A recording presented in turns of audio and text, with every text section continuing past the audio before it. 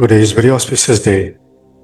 Today is Mauni Amavasya, and during Mahakumbh, the sadhus take dip into the holy river, and irrespective of the Mahakumbh also, the sadhus and yogis they take dip in holy rivers, and to purify the energy vibrations of all the five layers of our being, the most corporal level, the most grossest level is the Annamaya Kosha. Annamaya Kosha is the layer which is outermost, is made of our foods and drinks.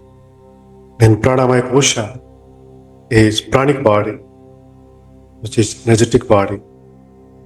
Then the third inner layer is Manomaya Kosha, mental body. And behind Manomaya Kosha, there is one more body. It's called Vijnanamaya Kosha, that is intellectual body. And then comes Anandamaya Kosha, Anandamaya, that is spiritual body. So there are different practices at different levels to heal, to cleanse our corresponding layers of our being. And the gross things cannot enter into the another layer. It has limitation to work on that layer in that range of. It has some effects on the inner beings, some effects, but not more. Like your body, if your body has pain, then your prana, your mind, your intellect, all inner layers are affected negatively. But there is a sadhana, there is a spiritual practice where you work on your astral body, where you work on your spiritual being, that is called Chaitasic body, Chaitasic being.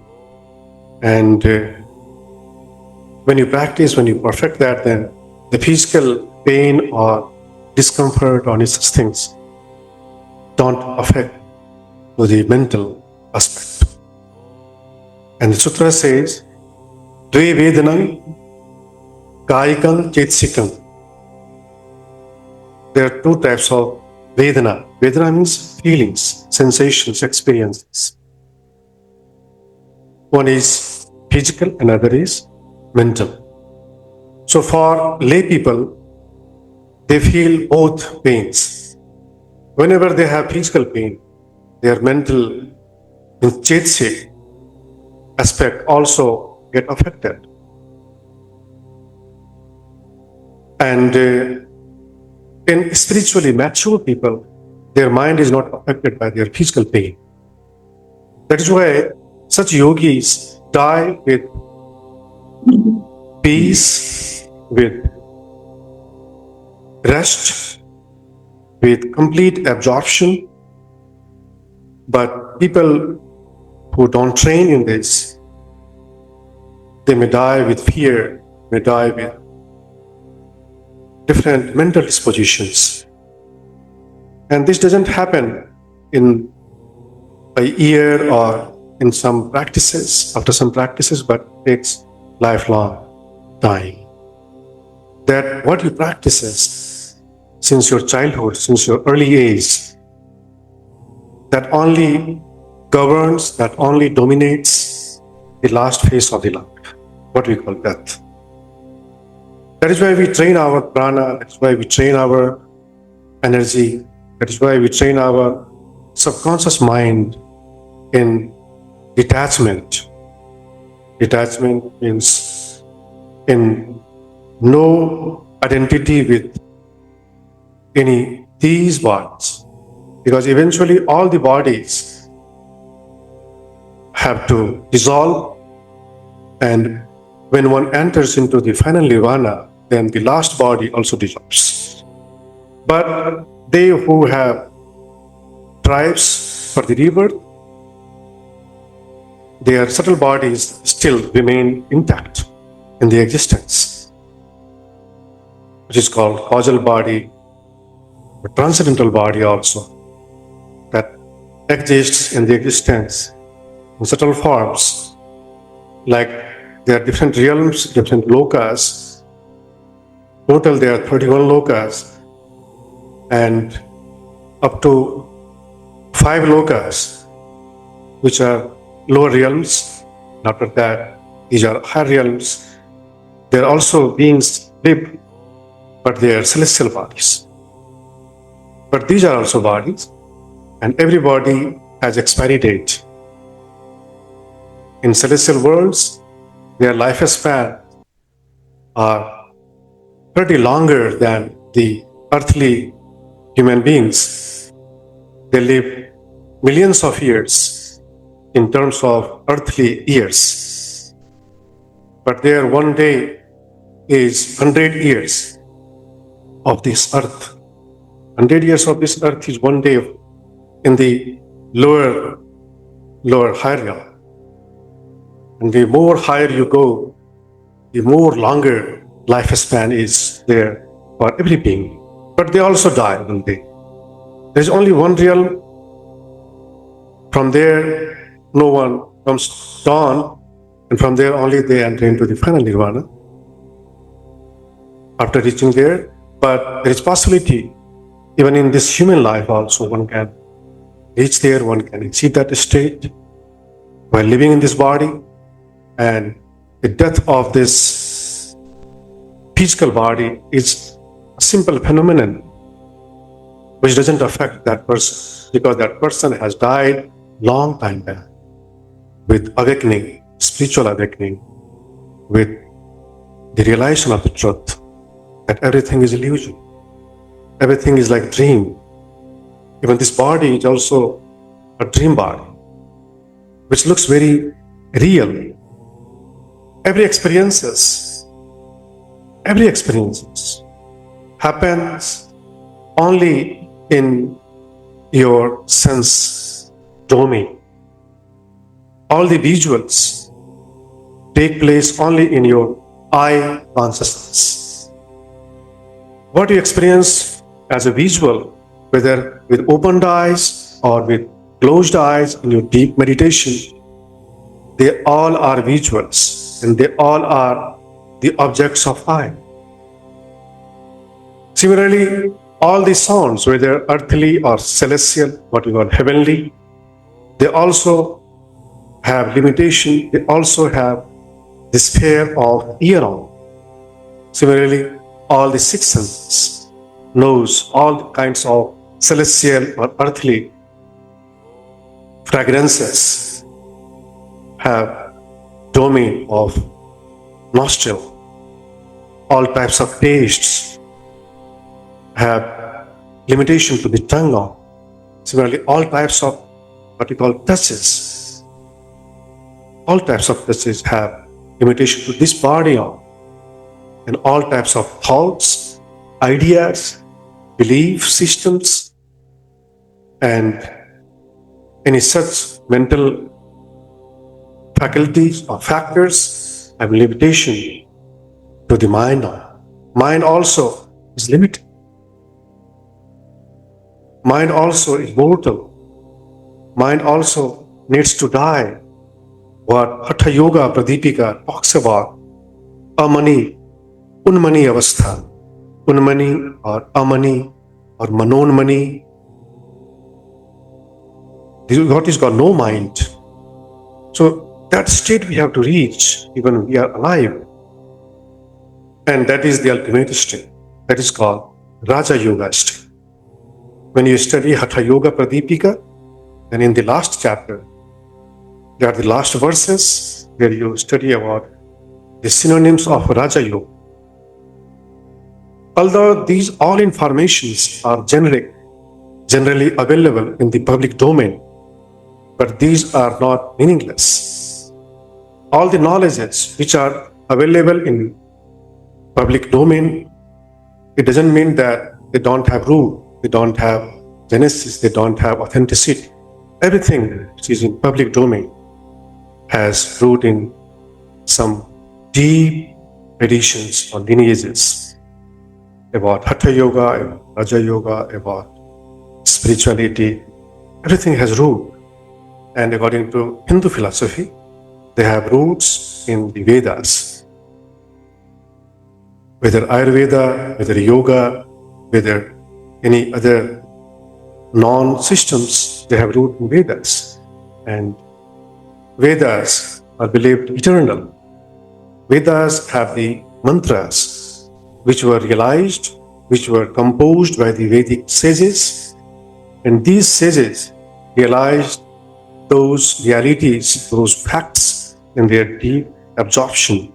And then they combined, then they composed in the verses, in the mantras, is what is called Vedic mantras.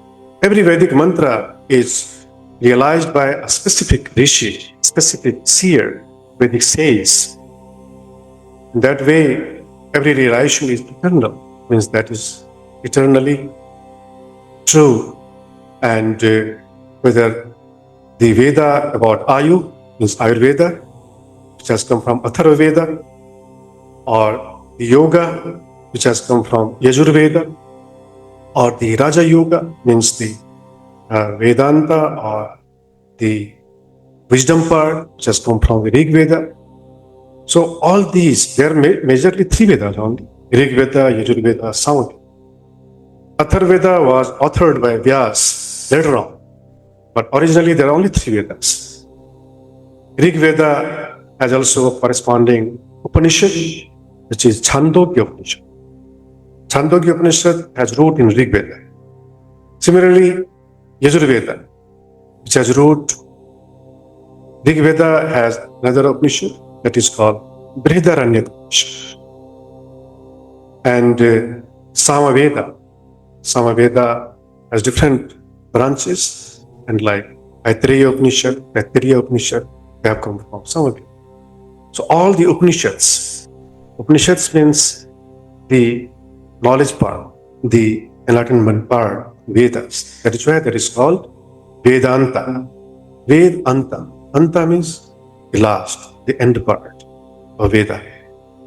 So Veda has different levels, different parts, and the last part of the Vedas is called Vedanta. Means there is nothing beyond.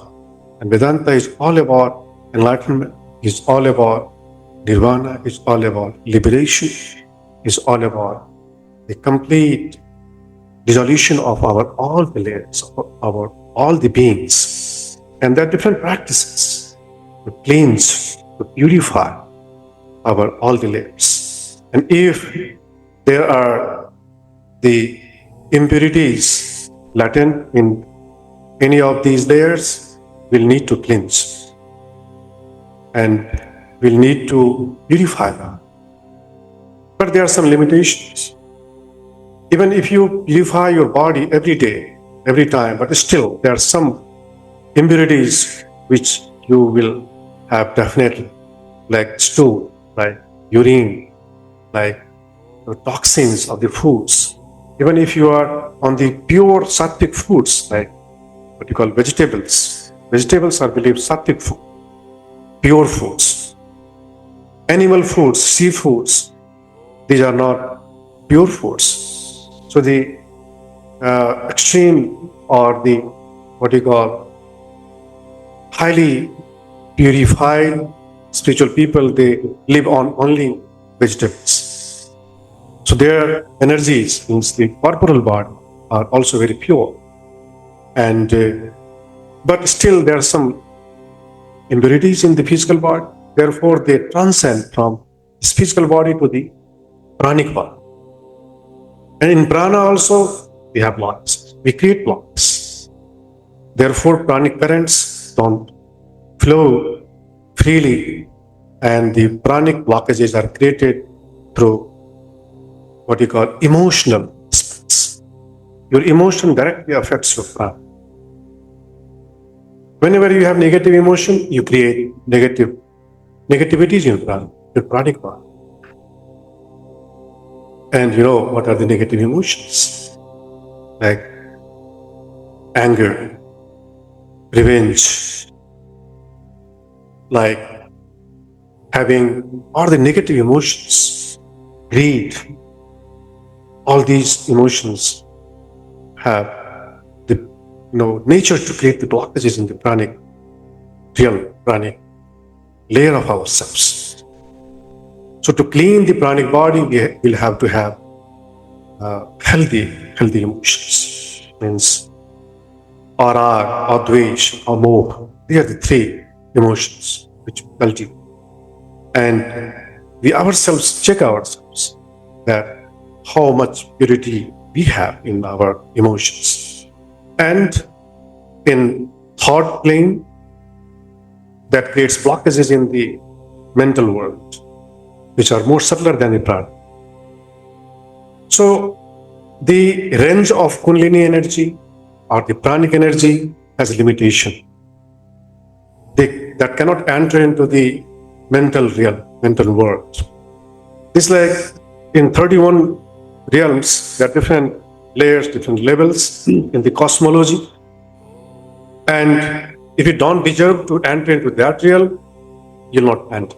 And there is no one to block your path, but your own energy doesn't move further.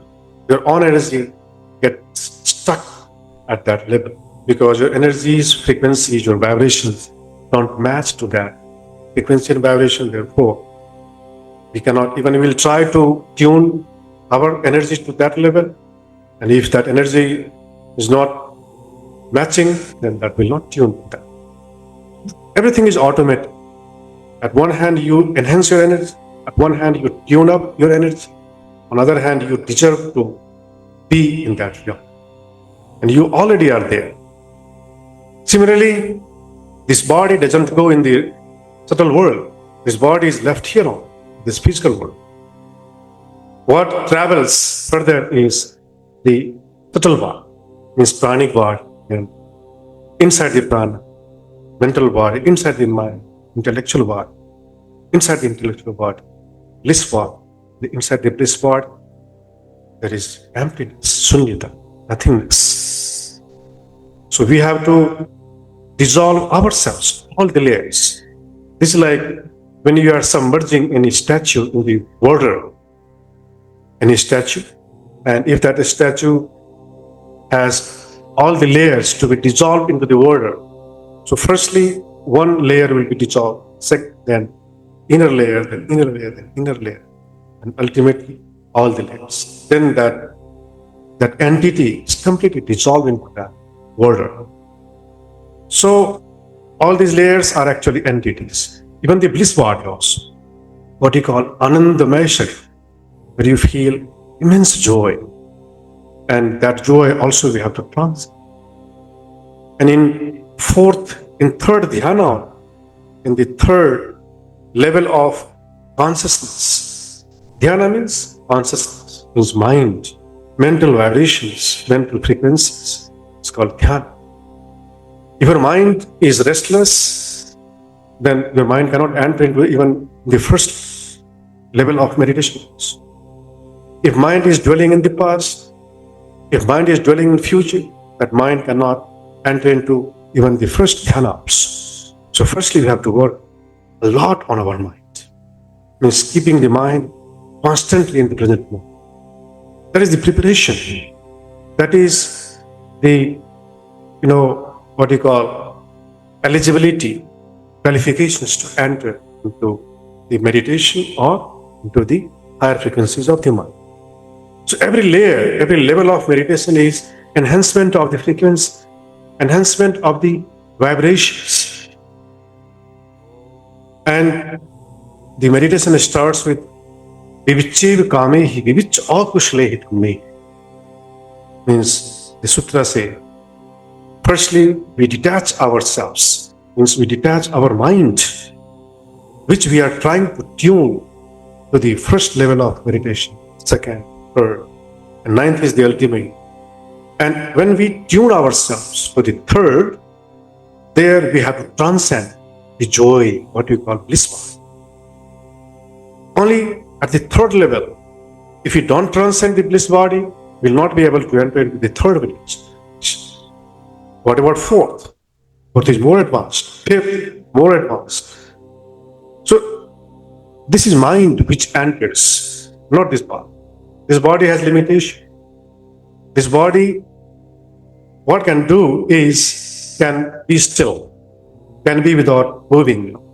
You see, when a body has blockages, then that body starts trembling, starts moving.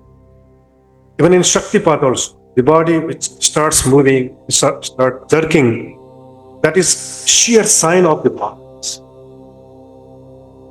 During Shaktipat or during Kundalini awakening, if energy wakes up and if the body starts jerking, that means energy is feeling the blocks. And energy is fighting with that block. That's why jerking, adjust. So if any body keeps moving all the time, that means that body has lots of blocks. That body has lots of, emotional trauma, emotional blockages, pranic blockages. And how we remove the blockages, pranic blockages? By creating fire. By creating fire through pranayama. And pranayama is to create the fire, activate the prana agni. It's called prana agni. When your pranayama becomes very intensive, very deep, your body starts becoming, hot. Your body starts sweating. And if your body doesn't sweat, that means your pranayama is only the beginner's level prana. Your spine, especially your spine, will start sweating. And when your body is having heat, when your body is hot, then the toxins start melting. So understand the anatomy of this system. The nadis dwell inside the nerves. If nerves are blocked, nadis also will be blocked. And nadis have also different layers. Outer layer, inner layer, inner layer. Like even the Vajra nadi, even the Sushumna nadi, what we call Sushumna. Sushumna is located inside the spinal cord. And in spinal cord is located inside the vertebral column. So inside vertebra, there is spinal cord. Inside the spinal cord, there is Sushumna. Inside the Sushumna, there is Vajra. Inside the Vajra, there is Chitra. Inside the Chitra, there is Brahmanad. Different layers. And every layer we have to clean. But these pranic layers are cleaned by pranayama. And pranayama is not only inhalation and exhalation. Pranayama is not only inhalation and exhalation. Pranayama indeed is holding the breath. That is called pranayama. Pranayama. Ayama means retention. Ayama means holding. Ayama means extension. That is called ayama. Some people by mistake defines pranayama like prana plus yama. That is absolutely wrong definition of pranayama. Prana plus yama, this is absolutely childish definition of prana. It's not pranayama actually. Pran plus ayama. People define anything in any way, hypothetically, not grammatically correct, not authentically correct. Therefore, we need to learn very systematically, authentically, and from a lineage, from a school which is authentic, which follows the authentic textbooks, which is thousands of years old traditions. And in India, there are many traditions, many, not only one, many traditions. When in Hindu also, there are hundreds of streams running over. And people join whatever their energies match with. And again, in 6 philosophies of Indian philosophies, Vedanta is called the highest philosophy. Nyaya, Vaisheshik, Sankhya, Mimamsa, Yoga, Vedanta. These are 6 philosophies. And Vedanta is the ultimate philosophy. And Vedanta philosophy talks about Adwait, non-duality, where you train yourself into non-dualism, where you train yourself in non-discrimination. So long you have discrimination, so long you have choices, you choose, you are still in duality. You are still in the second meditation now. Not even in second, in the first meditation. First meditation. There you think, vitark, vichara. So long we have vitark and vichara, we are in first meditation. And vitark and vichara. Vitark means applied thinking. Vichara means sustained thinking. Like when you start thinking about anything, that is called, starting of the thinking is called vitark. And the flow of thoughts is called vichara.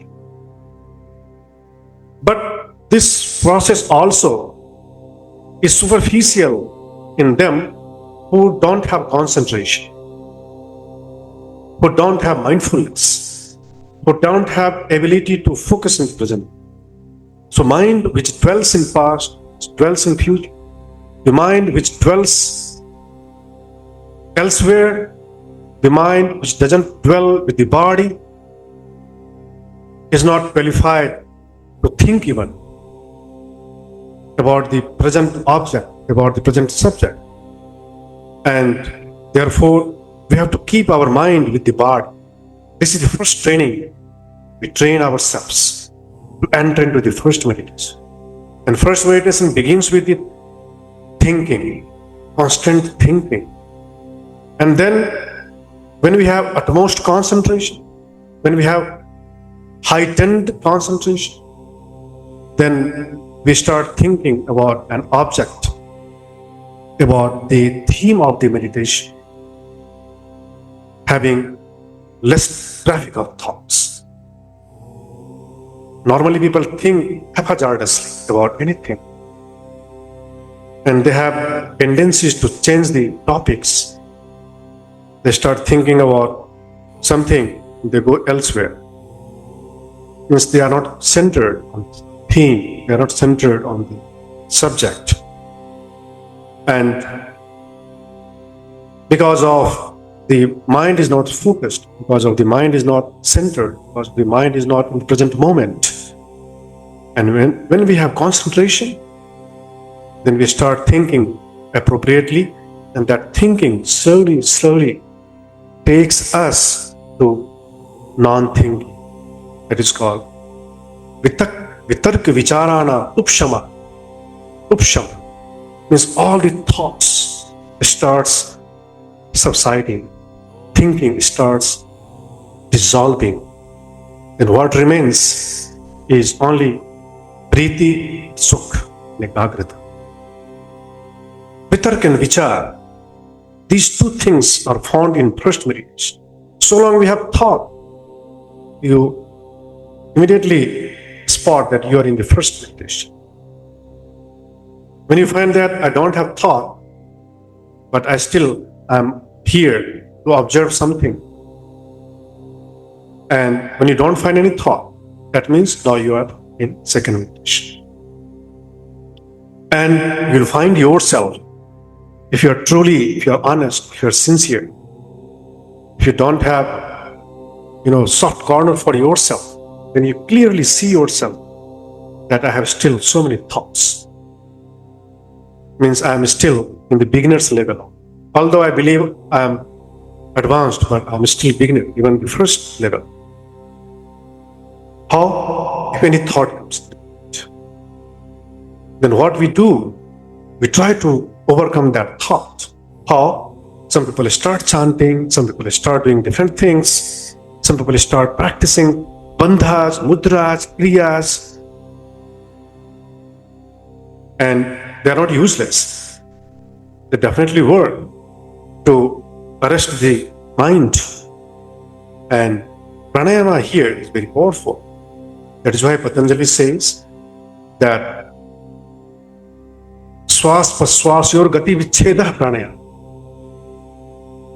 Means Shwas means in breath, praswas means out breath. When that is suspended, that is called pranayama. And when your breath is suspended, means even the duration of your inhalation and exhalation is lengthened, you'll find you have less traffic out. Your body is breathing faster. You have high volumes of thoughts.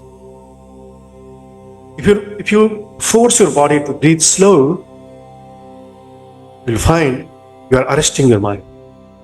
So prana controls the mind in that way. Therefore, whenever you find that our mind is very, restless, jumping into past, jumping into future like monkey mind. Monkey mind is always jumping mind.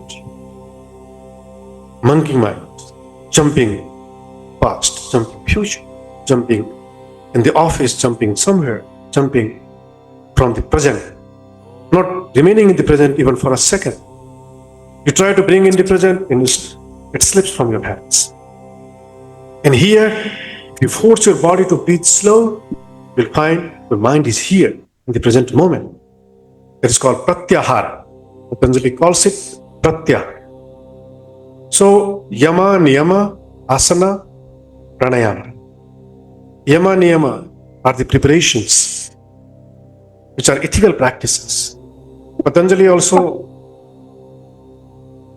talks about that, advises if you want to grow in yoga, if you want to grow in healing, if you want to grow in energy, whether Kundalini, whether Reiki, whether any type of spiritual energy, then you will have to clean your soul through Yama and Niya.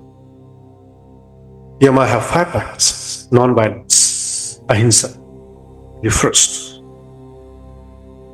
satya, truthfulness; asteya, non-stealing; brahmacharya means sexual misconduct; and aparigraha means non-possessiveness. These 5 practices will purify your soul, will purify your inmost layer of yourself.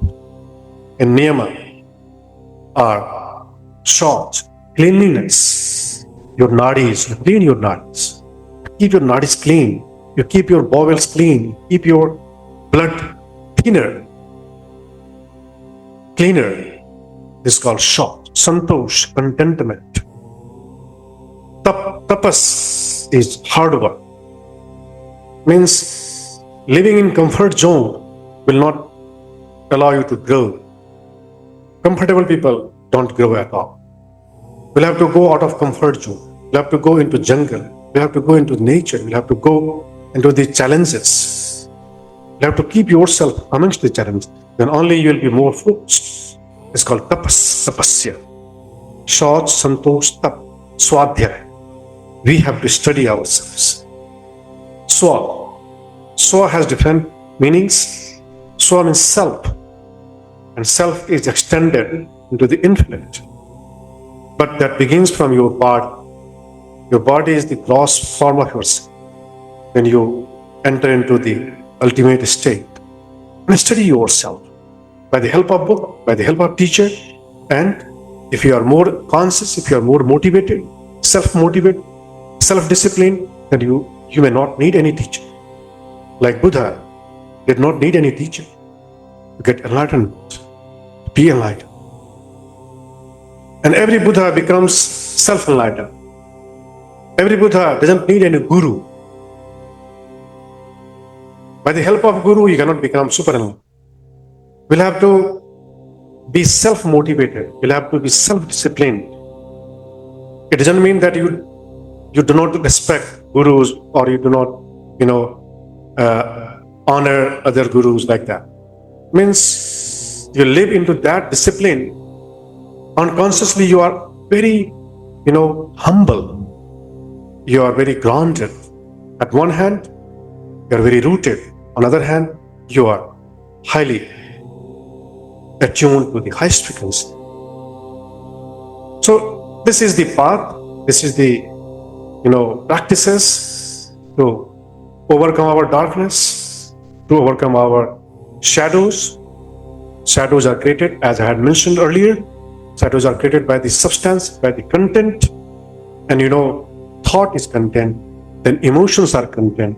Like all the joys, all the happiness, what you call, is actually emotional content. That has also what you call shadow. In second meditation, you don't have thoughts, but still you have joy. It's called priti and sukh. You have still joy in second meditation. In third meditation, the joy also subsides, and there is the entrance of equanimity. That is called Vedanta, where Vedanta calls Samata, Adwait. So in third meditation, you enter into equanimity. That is the beginning of the Adwait. And in fourth meditation, you are in complete non-dualism. But that also is not the ultimate. That is just the beginning. Then you have to enter into different layers, different realms. But still you have concentration, ekagrata.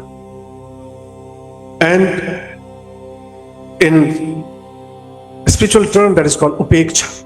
Upeksha means equanimity. Upeksha means non-duality. Upeksha means non-discrimination. Means nothing attracts you. Neither anything of this world or anything of the heavenly worlds. Nothing attracts you. So long you are trapped by any attraction, you are still in the lower realms. And in fourth meditation, even in the third only, you rise above the attractions. You rise above the any ensnarement. Ensnaring? Ensnaring means that which attracts you. That's called ensnaring. And that which attracts you, influences you, you start overcoming in the third level of your consciousness. In fourth standard of consciousness, nothing attracts you. Neither of this world nor of any celestial world. Neither human beings nor any celestial being makes you wonderful. You do not say, hey, wonderful. Wonderful world is completely gone for you. Nothing is wonderful. Everything is wonderful and nothing is wonderful. So that is called upeksha. Parisudhyam. Upeksha satim parisudhyam. Tatutham jhanam sampajam dhira. Means with that upeksha, with that equanimity, you purify your consciousness. Upeksha satim means consciousness. Parisudhyam means absolutely pure. Chaturtham dhyanam upsampadam virati. With fourth meditation, with fourth mind, which is the fourth higher standard of mind, you dwell. Virati means you live, you dwell, reside, you be. That is called vihar. Viharati means reside.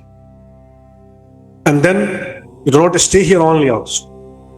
Atti uttari nissaranam means you still see that there are still higher realm. And you keep going on, keep moving on, moving on, move on, move on, move on. And when you find there is nothing beyond, then even you make hard efforts to find there is nothing beyond. So this is even in the fourth standard of mind, what you call fourth meditation. You have purified consciousness, there is no content, and then you are eligible, then you qualify to enter into the fifth meditation. That is called Akash Anantayata. That is pure space. Akash. And in that Akash, infinite space, you realize the infinite consciousness. And then you go more further. So you will not find any darkness, any shadow. Shadow starts subsiding from the first level of mind, first meditation. That is diminished, that is reduced in the first meditation. In the first Brahmaloka, if you can enter into first meditation, then you qualify to enter into the first Brahmaloka, which is luminous. but still there's some dark, some shadow, little bit shadow. And when you enter into second, then that is like no shadow. And in third, Brahmaloka, means when you enter into third meditation, means you qualify to live and to die into third realm, third Brahmaloka. There is like absolute transparent. And in fourth, no shadow. Absolute light. That is Amitabha. That is called Amitabha. Aparimit Abha.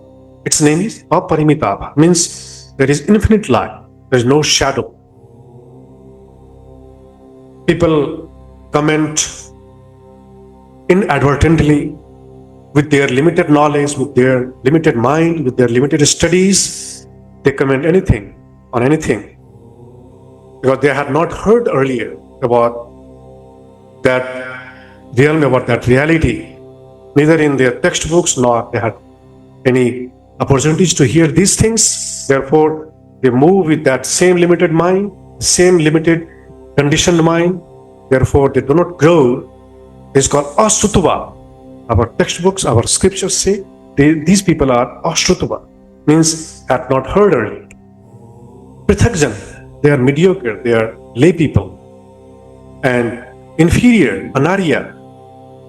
So, but they who want to rebel, they who want to transmigrate, who want to advance, they who are ready to overcome all the blockages, they who don't want to live in the limitation, they only seek the advancements and they reach in the utmost light. I remember on our YouTube channel when our people upload these videos on our YouTube channel, people comment differently. So there was a guy who had commented that you cannot say that there is always light or everywhere light, there is shadow, always there is shadow. Because they are unaware that there is a realm, there is no shadow. There is complete light. They don't know that there is a realm which exists in this existence. There is no darkness, there is no shadow. Why? Because there is no content. There is no thought, there is no emotion. So in third meditation, you overcome emotion. In first meditation, you overcome thought. Second meditation, you enter into emotion. In third meditation, no emotion. In fourth, absolutely not emotion. But still you exist there. In fourth, in fifth, sixth, like that. So emotion creates blockage. Emotion creates what kind of emotion? It doesn't mean that positive emotion. Emotion means like compassion. Compassion is also emotion, but that is pure emotion. And compassion is such an emotion that will easily transport you into that state that is called higher state. Means that will transport you into the positive emotion, will transport you into the perfect equanimity, upeksha, where there is actually complete light. Okay, so this is the roadmap, and we will try to be there, and we'll see ourselves how much struggle we have to do. We have to, do with ourselves, how much, fight we have to fight with ourselves, but non-violently. Not violently. Gently, kindly, we will overcome and will enter with no fight, where we will not need to fight. We'll find that everything is falling automatically, and all the mortal things are falling, being apart from me. I'm entering into immortality. What you call asatoma sadgama. I'm entering into truth. Tamsoma jyotirgama. I'm entering into light from the darkness. Mrityorma mritangama. I'm entering into the immortality. Automatic things are out. Okay, let's enter into that process, and the more non-violent, the more instrumental will be. According to my instructions, if you move with me, then that will be easier. So just be submissive with trust, with faith, with flow, and you will find it becomes easier. But if you resist, it will be a difficult part.